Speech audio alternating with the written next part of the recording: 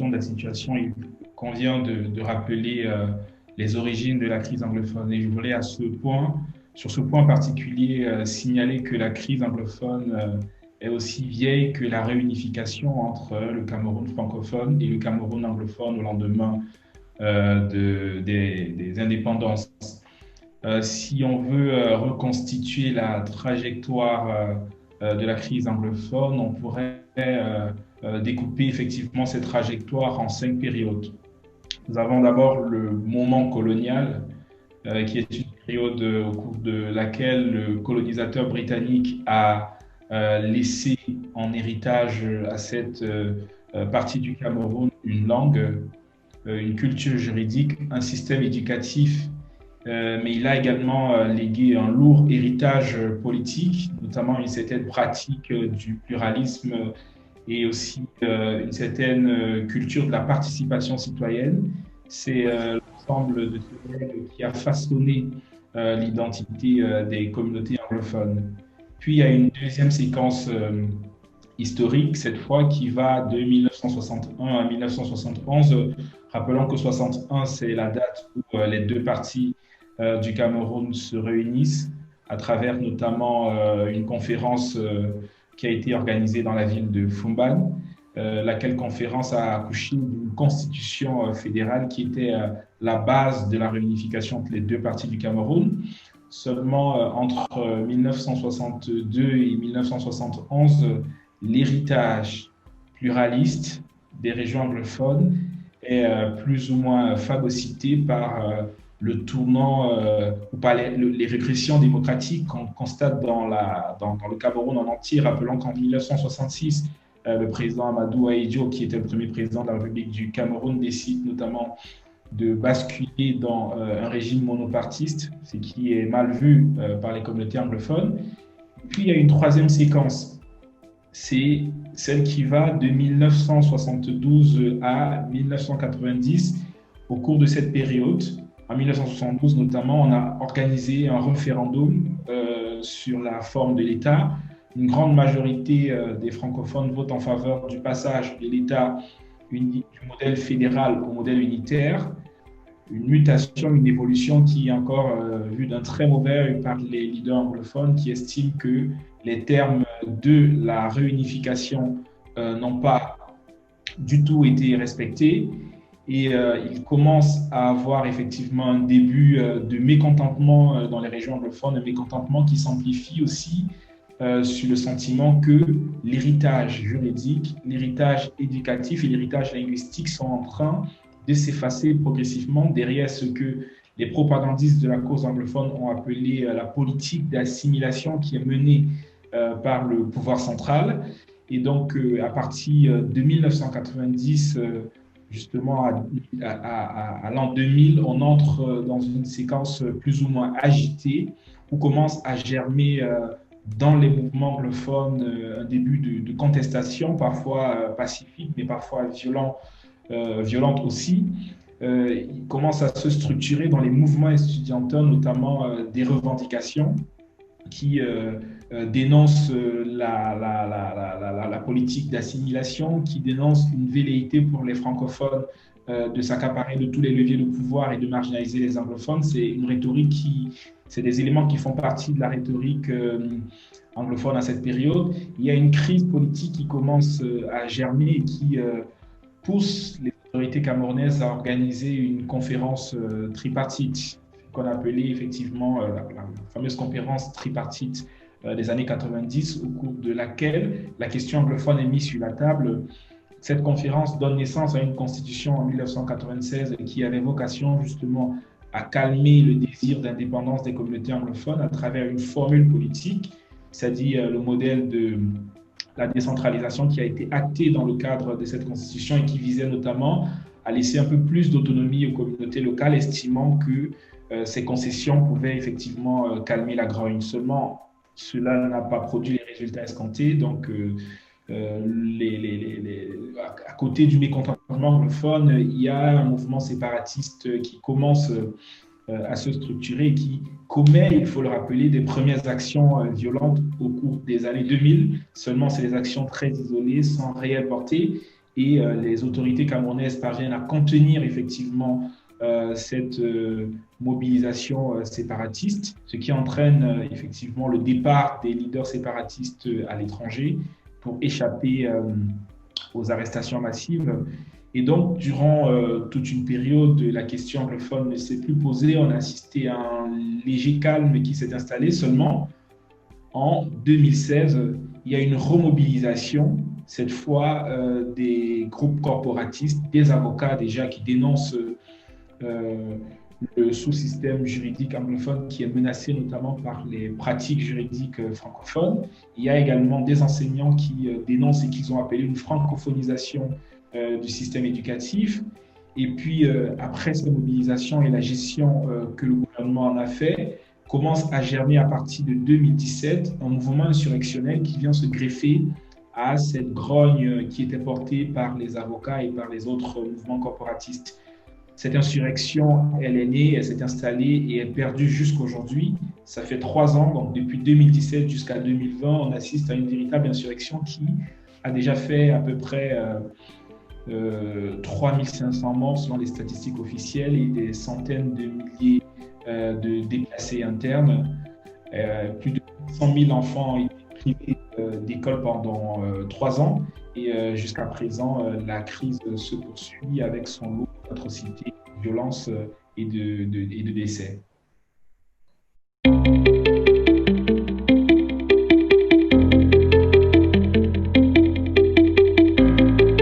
Alors, ce qu'il faut déjà constater, c'est qu'il y a eu beaucoup d'évolutions sur le terrain, l'éclosion de l'insurrection séparatiste. Au départ, lorsque cette crise s'est envenimée, lorsque l'insurrection s'est greffée à la contestation politique, on a constaté que le groupe séparatiste se sont constitués sur le terrain. Des groupes dits d'autodéfense, c'est des groupes qui portaient le projet d'indépendance et qui étaient affiliés à des tutelles politiques localisées à l'étranger. Voilà, donc on avait à la fois un bras séculier au niveau de l'étranger qui menait le plaidoyer ainsi que des actions de communication pour relayer auprès de l'opinion et auprès aussi des partenaires du Cameroun la cause anglophone. Et puis sur le terrain, il y avait des groupes armés qui s'activaient, notamment pour engager, pour attaquer frontalement les positions de l'armée camerounaise avec pour ambition notamment de démanteler tous les symboles du pouvoir central dans les régions anglophones et de donner corps au projet séparatiste. Seulement, entre-temps, en l'espace de 3 ans, le leadership politique localisé à l'étranger a été totalement fragilisé par des guerres de leadership qui opposent les différents leaders du mouvement. Cette fragilisation a empêché leur capacité à mobiliser des ressources au niveau international pour financer les opérations militaires sur le terrain. Et du coup, les groupes qui étaient présents sur le terrain ont réfléchi à d'autres moyens de financer cette guerre. Ils se sont lancés effectivement dans une économie criminelle adossée notamment sur la contrebande, sur les checkpoints qu'ils érigent un peu partout et particulièrement dans des villages qu'ils contrôlent, adossés aussi sur le trafic de drogue. Et cela leur a permis de générer des ressources et de s'émanciper progressivement de la tutelle qui était à l'étranger. Cette émancipation est également suivie d'un processus de fragmentation des groupes, parce qu'il y a une économie de la guerre particulièrement lucrative qui attire davantage de groupes. Ça suscite de nouvelles vocations guerrières et aujourd'hui, on a quasiment autant de groupes dans les régions anglophones qu'il existe d'arrondissements. Chacun essaye d'être chef dans sa petite localité pour justement tirer toutes les dividendes de cette économie. Et malheureusement, les groupes politiques organisés à l'étranger n'ont plus la possibilité d'imposer, par exemple, des règles de conduite aux soldats qui sont actifs sur le terrain. Et ces nouveaux jeunes, justement, qui s'engagent dans ces aventures guerrières, ne connaissent pas le droit international humanitaire, ne connaissent pas les enjeux d'une guerre d'autodétermination, et donc ça donne parfois des atrocités. C'est pourquoi le processus d'autonomisation, de fragmentation des groupes explique aussi la surenchère d'atrocités qu'on constate sur le terrain, la surenchère de bavures qu'on constate sur le terrain. Côté gouvernemental aussi, il se trouve qu'il y a une série de mesures, d'initiatives qui ont été engagées pour calmer la grogne anglophone. Il y a eu des concessions qui ont été faites, notamment sur le terrain juridique, pour mieux intégrer ou mieux reconnaître la spécificité du sous-système éducatif et juridique anglophone. Des efforts ont été faits pour renforcer le bilinguisme dans le pays. Il y a eu un grand dialogue national qui avait notamment vocation à examiner les causes profondes de la crise et à réfléchir sur les voies de sortie. Il se trouve malheureusement que ce grand dialogue national a été boudé par les séparatistes, même si ce grand dialogue ont participé l'aile, je dirais, modérée du mouvement anglophone, c'est-à-dire ceux qui au départ avançaient des demandes plutôt pro-fédéralistes. Le mouvement sécessionniste a boycotté ce processus, lui préférant, en estimant sa préférence pour le dialogue qui avait été entamé sous l'initiative de la Suisse et du Centre pour le dialogue humanitaire. Seulement, le gouvernement n'a jamais lui-même adoubé ni reconnu cette initiative. Donc, il y a un langage de sourds qui s'est installé et qui n'a pas permis de convertir le grand dialogue national en opportunité pour reconquérir la paix dans les régions anglophones. Le gouvernement a également lancé en 2018, fin 2018, décembre 2018, un programme de DDR qui visait notamment à inciter les groupes armés à déposer les armes pour rejoindre un processus de réinsertion. Ce DDR a été engagé malheureusement sans un accord à minima avec les mouvements séparatistes, et donc il a certes mobilisé certaines forces actives sur le terrain, mais qui ne sont pas assez représentatives du large éventail de groupes armés qui actuellement sèment la terreur dans les régions anglophones. Donc actuellement, la question est de savoir si oui ou non il faut entamer un dialogue plutôt direct avec les séparatistes. À ce propos, il y aurait eu l'avis de plusieurs journalistes et quelques discussions au début de l'année 2020, notamment en février 2020 ainsi qu'en juin 2020 entre le gouvernement camerounais et les séparatistes. Seulement, ce processus de négociation directe est aujourd'hui au point mort parce que les séparatistes auraient justement, contre l'avis des émissaires du gouvernement, relayé cette information sur les réseaux sociaux, attiré une attention forte autour de cette mobilisation, de cette initiative, ce qui aurait a priori déplu le gouvernement qui a mis fin à toute discussion. Donc, les pourparlers sont au point mort et malheureusement, pendant ce temps, les violences se poursuivent sur le terrain.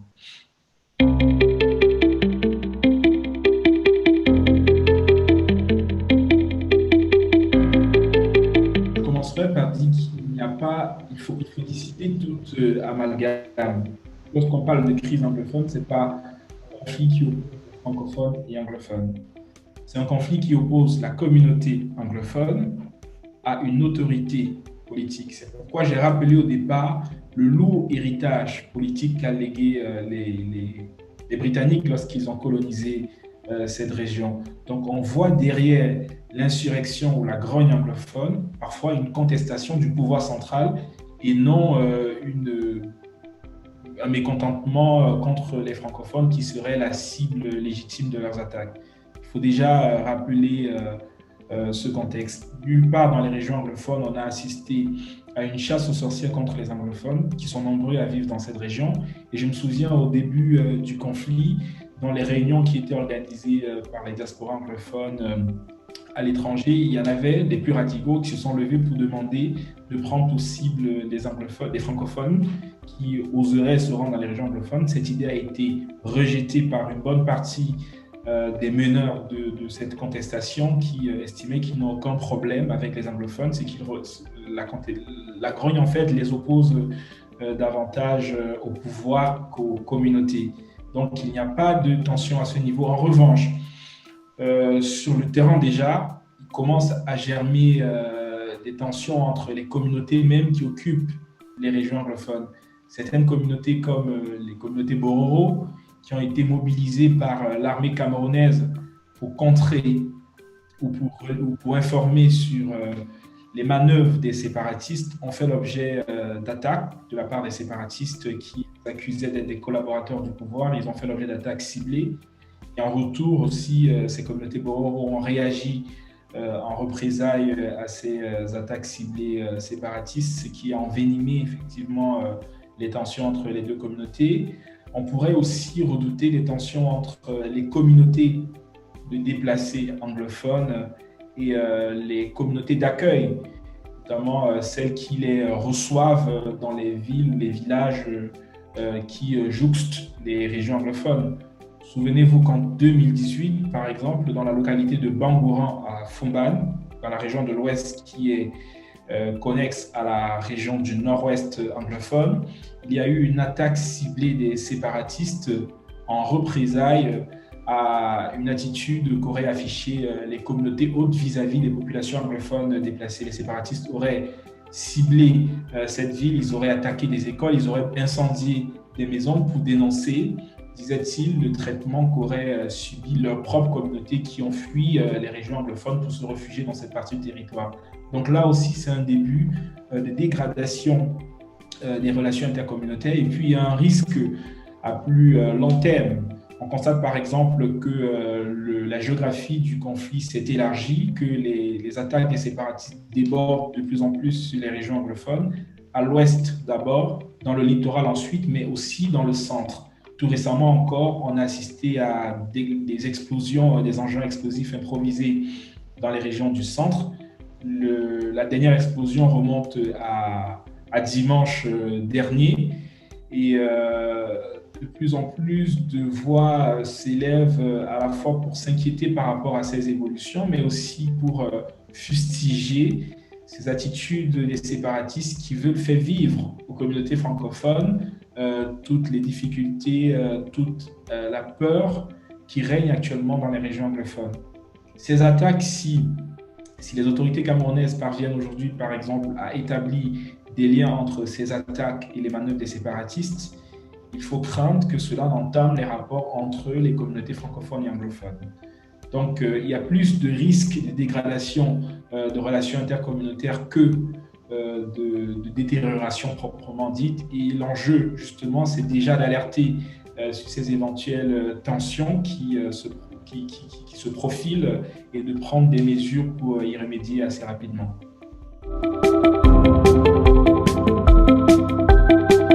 Alors, je commencerai par la dernière question. Entre anglophones, bien sûr, on a constaté une certaine tension qui montait entre les anglophones qui se retrouvent dans la région du Nord-Ouest et qui sont plutôt proches culturellement des communautés francophones de l'Ouest, et les anglophones qui se retrouvaient dans la région du Sud-Ouest et qui sont plutôt proches des communautés francophones dites Sawa.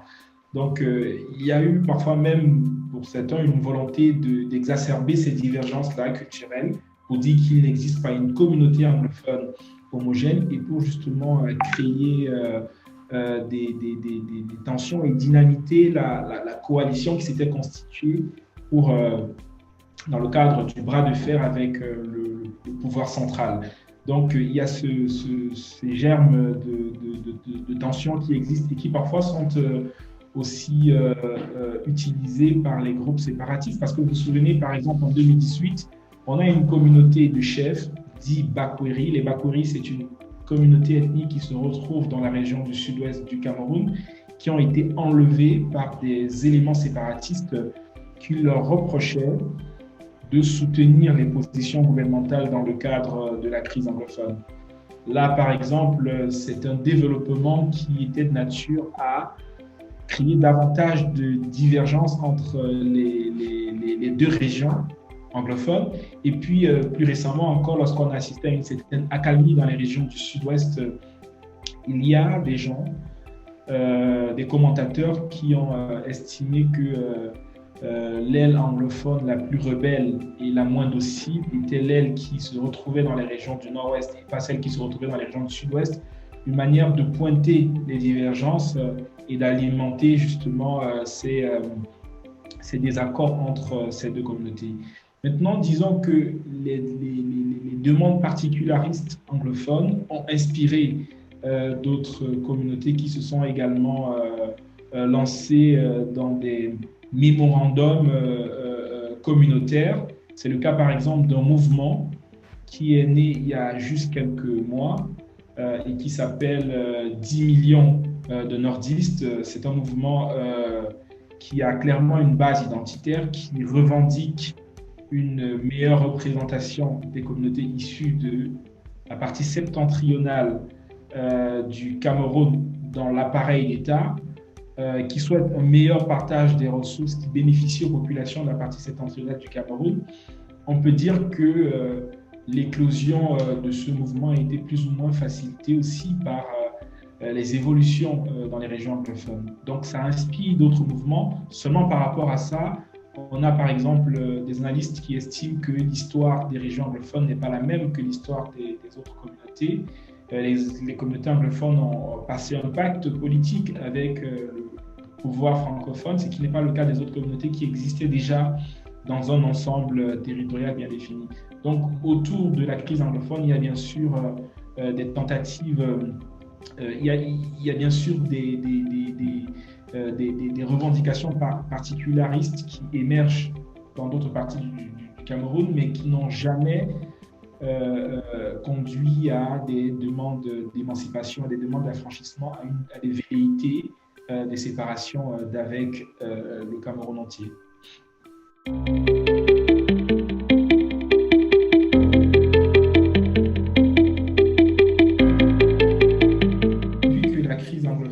A éclaté, s'est envenimé, on a constaté effectivement une forte mobilisation des politiques d'abord parce que la question anglophone s'est évitée au cœur du débat politique, y compris lors des campagnes électorales.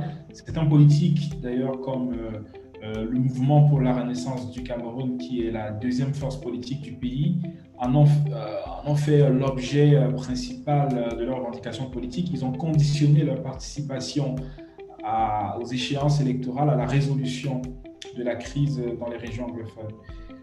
La crise a également mobilisé des religieux, particulièrement de l'Église catholique et de l'Église presbytérienne, qui sont très impliqués dans ces régions. En 2017, le cardinal Toumi a d'ailleurs lancé une initiative qui était baptisée Anglophone General Conference, qui avait vocation à rassembler les griefs des anglophones dans le cadre d'un dialogue pour enfin les présenter aussi dans le cadre d'un second dialogue, cette fois national, où les communautés anglophones seraient représentées par des porte-paroles qui auraient été choisis lors du premier dialogue. Donc il y a vraiment eu une mobilisation des religieux autour de cette crise et avec des positions divergentes, c'est-à-dire entre le clergé des partis anglophones et le clergé, par exemple, du centre. On constatait qu'il y avait une divergence dans les discours, dans la lecture de cette crise et dans les solutions prodiguées pour y remédier. Et puis, on a assisté à quelque chose d'assez inédit après l'attaque de l'école qui s'est produite le 24 octobre et qui a entraîné la mort de 6 élèves. On a constaté qu'il y a eu une flambée de mobilisation qui est allée bien au-delà de la sphère militante, politique et religieuse auquel la mobilisation s'était cantonnée avant.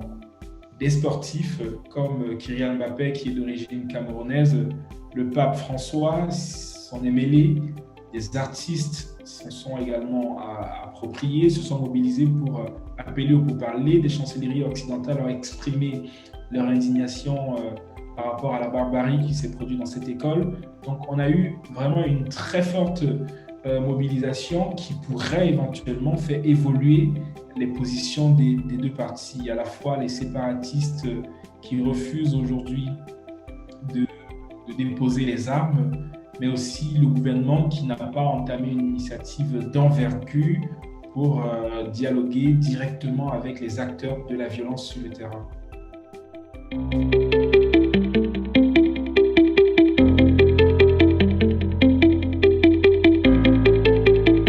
Alors, je pense que l'Observatoire Pharos peut jouer un rôle déterminant dans le cadre de la résolution de cette crise, de l'apaisement des tensions.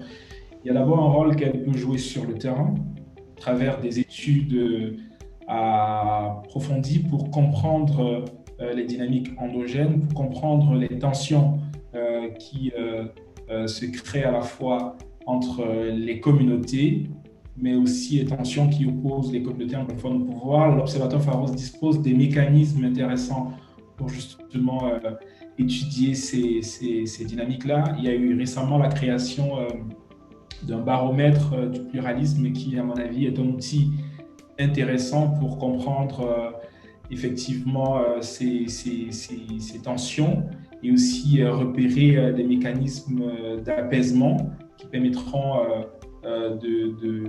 qui conduiront à la désescalade dans les régions anglophones.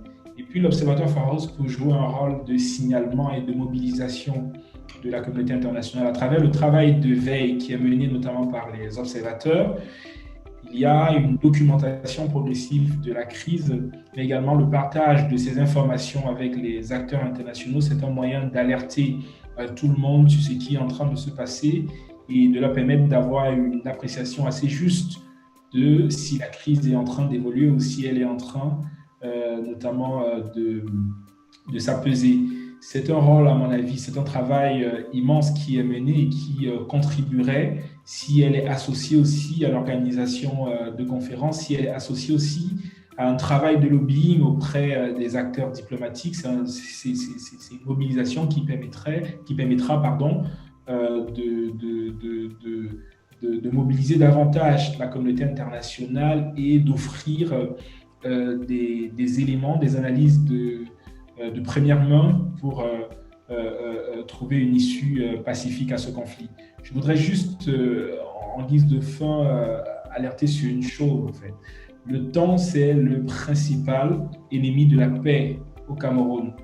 Plus il se coule, plus les atrocités se poursuivent sur le terrain, plus le bilan de la crise s'alourdit, plus les groupes se fragmentent, les groupes séparatistes qui sont notamment responsables des violences, plus ils se fragmentent, rendant encore plus difficile l'identification des interlocuteurs avec qui il faut dialoguer. Donc, il faut rapidement se mobiliser, et là, c'est le devoir effectivement de tout le monde, pour trouver une issue pacifique à ce conflit.